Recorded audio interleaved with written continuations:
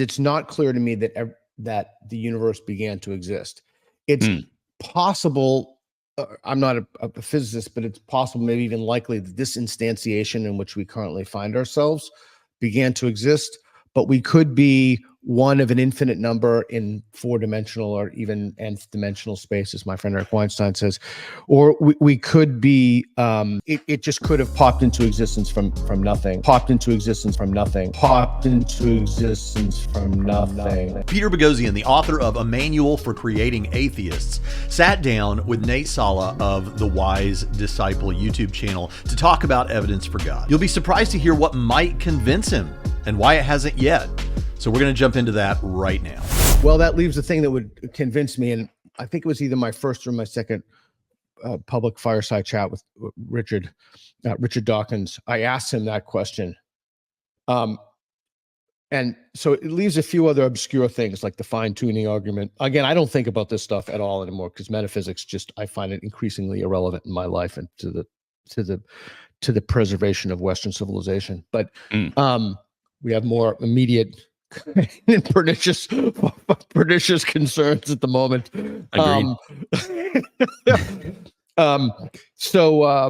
So like, I don't think it's the fine-tuning argument. So what would it be? Well, it would be the thing that really smart apologists know. Like the best apologists, we can disagree on who's the best apologist, but like William Lane Craig, for example, in his conversation with Alex Rosenberg, he does a wonderful job of just laying out in syllogistic format those, 7 arguments. So I think it would have to be something with reason. So it would have to be, ideally, that reason would have to be tethered to some empirical phenomenon to justify it. So it'd have to be like, he uses the kalam cosmological argument. That's his kind of darling. People have spent a ton of time. I've never understood why that holds so much sway, but it would have to be something like that, like some reason that I would have to make me say, okay. And then I'm going to import one more concept. It's Walter Kaufman's idea, not what a reasonable person believe this, but what every reasonable person believe this. Like, is there a kind of unanimity to the argument that rational people independently would consent? Oh yeah, like that's a thing. So that's the way that I'm thinking about it. So the thing that might convince him is reason. If you could put an argument together, kind of like the ones that Christian apologists use, that might do the trick, but it has to be tethered to the empirical. And he mentions the kalam, but says he doesn't understand why it holds so much sway. I've never understood why that holds so much sway. So what is the kalam? Well, real briefly, the kalam argument proper says something like everything that begins to exist must have a cause. The universe began to exist, so the universe must have a cause. Well, that doesn't get you to God, but then that usually follows with a conceptual analysis in which you say, okay, well, what is the universe? Well, it's time, space, and matter. So whatever serves as the cause of those things can't be those things because those are the things that we're trying to account for, we're trying to explain. So the cause of the universe, if it can't be those things, must be timeless, spaceless, and non-material. But it also would have to have causal powers, be able to do something from a state. It should cause an event, and the explanation for that is a mind. So you have a spaceless, timeless, non-material, sufficiently powerful, exceedingly wise mind as the best explanation for the beginning of the universe. So why does this persuade him? I think it comes down to his comments about the possibility of the universe existing or coming to exist in some other way. So let's go to that part of the discussion now. I think maybe the best argument I've heard is that there is something rather than nothing. And I don't even think that's an argument. That's just kind of an interesting thought. Like, why is there something rather than nothing? Well, I mean, I don't know. Just because you put a question word in front of a bunch of other words doesn't make a legitimate question. I mean, maybe it was always here, I don't know. I don't know how anybody could know that, which is the reason for my answer. Like, how could you know that? I don't know. A lot of times when I hear people in the atheist community say things like, well, we can't know, or there's no way to know, or how could anyone know? What they're really trying to convey is there's no way scientifically to know these things. There's no way through our senses to confirm it. Now, he has said that he's willing to get there through reason, so I'm glad to hear that. But I wonder if that sort of desire for something sciencey creeps in here. See, this is why it's very important to know that there's more than one way to come to know something. We can come to know things through science, that's true, but But we can also come to know things through, as he's mentioned here, reason, logic, philosophy. We can come to know things. Let me give you an example. I know that there are no married bachelors anywhere in physical reality. Do you know why I know that? We always use married bachelors as an example of something that's self-contradictory, is self-referentially incoherent. It is because someone who is married is by definition not a bachelor, and someone who's a bachelor is by definition not married. So you can't have something like a married bachelor or a square circle. And I can make a comment now just from reasoning that out about all of physical reality. You will not find anywhere a square circle or a married bachelor. And I don't know that because I did a scientific investigation and traveled all over the universe to make sure there weren't any that I missed. Rather, I come to know that because I built, as Josh Rasmussen would say, a bridge of reason. You can take what you know and build out and discover things based on what you already know. You can draw conclusions and things like that. So philosophy, demonstrably there, can get us to knowledge claims that are reliable. And I think that can certainly happen with something like the beginning of our world, the beginning of the universe. But this mistake, whether it's what Boghossian is doing or not, comes up every now and then. Recently I was taking my old debate with Matt Dillahunty and turning it into shorts, now that we do shorts. And it reminded me that this happened sort of in the debate with him during the cross-examination period. Take a watch. Similarly, there's no such thing as half of eternity. I know, but aren't you describing the very problem that I'm raising? Is that when you posit that the universe has existed forever, however, whatever word you want to use for that, isn't it the case that if that's true, you would have this mathematical quandary where you would never arrive at today? No, because if time began with the universe, then the universe has existed since time began. Okay, so then it's not past eternal. I never said it was past eternal. You said you didn't know. Correct. I don't know if why is this so difficult? I'm not a physicist. I don't think anybody knows. The difference between me and many apologists who also aren't physicists is that I'm not willing to pretend that I know just because I got stumped by a question and proposed something that can be an answer to everything. Why do you need to be a physicist in order to understand the philosophical point that the universe can't be past infinite because we would have never arrived at today? Now, I don't know what's going on in Boghossian's head. Maybe he's thinking that way. Maybe he's not. Maybe he is and isn't realizing it. I don't know. He said that he didn't think it would be something empirical that would change his mind, but it would be reason that is somehow supported empirically, and I get all of that. And the kalam is. The observations in the two premises of the kalam, everything that begins to exist must have a cause, and the universe began to exist, are supported by looking at the natural world. These are conclusions that are drawn from an observation of the physical world, and then we reason out philosophically from that. What specifically breaks down for you in the argument? Yeah, so I'll answer the question directly, but I will say, I used to teach at a university I will not name, and I taught an atheism class there, and I used to spend time on arguments, and I used to do less of the, I did the Anselm and ontological arguments and Aquinas, and then when I would put in the new stuff, people, my colleagues were not very happy about it. The ones who would speak to me, and I can't tell you how I know this, but I would always tell them, like, if you look at the best apologists, they think that these arguments are convincing. So if they think these arguments are convincing, I mean, how many people are really, convinced anymore by Aquinas's 5 proofs? I mean, I don't know, maybe somebody, but anyway, I used to get grief by that. Okay. Now, I was going to cut this out, but I left it in because I found this to be a little bit of something that was going on here, which is these two guys were getting along fine. And so often the conversation kind of winds in and out of the topics, and we don't really get the most clear answer. But basically, from what he has said so far, from what I know about him, he's a philosopher. And based on what he just told me about teaching a class on all this stuff, I expect that here's a guy who knows all the ins and outs of conversations between atheists and theists, or atheists and Christians.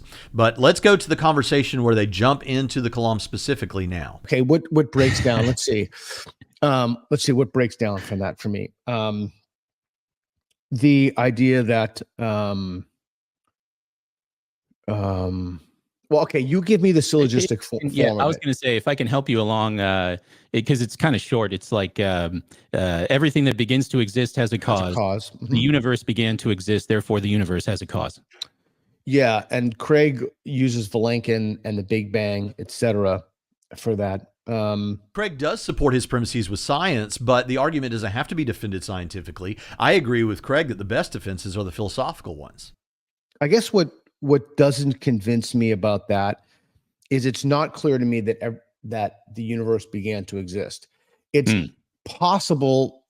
I'm not a physicist, but it's possible, maybe even likely, that this instantiation in which we currently find ourselves began to exist.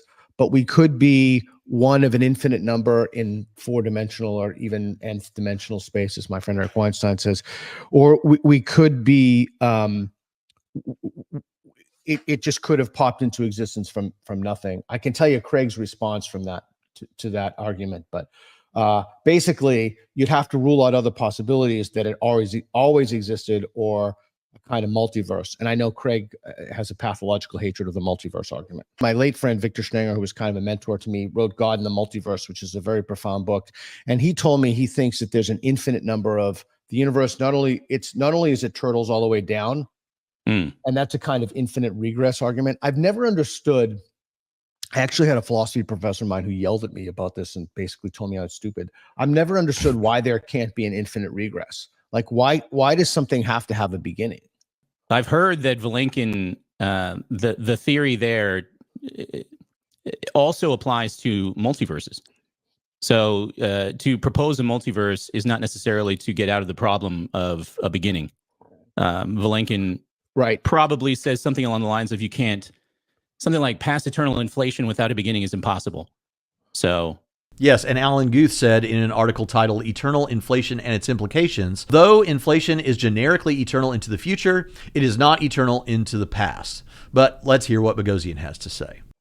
What would you say to that? I would say two things. I would say two things that, and again, I just have to be, I'm no physicist whatsoever. I could be completely talking out my nose. So I